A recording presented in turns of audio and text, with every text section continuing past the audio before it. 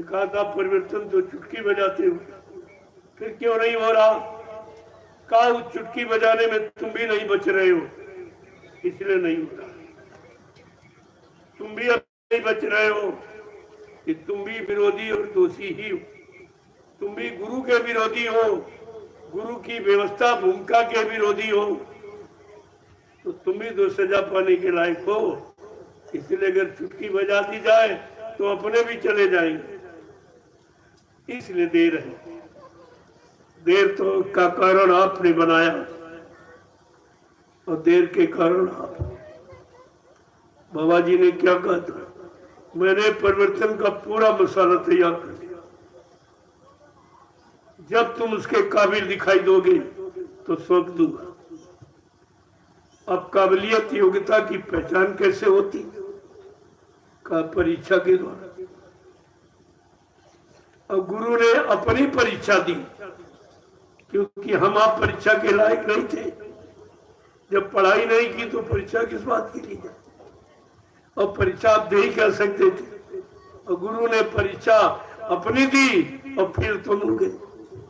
देखो कैसा अनोखा, ये कलयुग का अनोखा इतिहास कि गुरु ने परीक्षा दी और चेला फेल हो गए। ये क्या है? ये अजीबो गरीब देखिए परिवर्तन। और फिर भी तुम्हारी समझ में नहीं आ रहा थी। कह रहे सज्जू नहीं आया, सज्जू नहीं आया। हमने कहा सज्जू तुम्हारे पीछे खड़ा, देखो देखो तो घूम कर, घूम के देखो, मुड़ के नहीं, घूम कर। घूमने मुड़ने में फर्क है। इस तरह से पूरा घूम जाओ, यानी हर तरफ से घूम जाओ। काम से, क्रोध से, लोभ से, मोह से, झूठ से, छल से, कपट से, हिंसा से, यानी सब से मुक्त हो लो।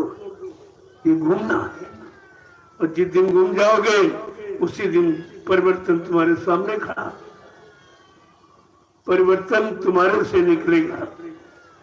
बाबा जी किसी देश से खरीद के नहीं ले आएंगे जो तुमको पकड़ा देंगे।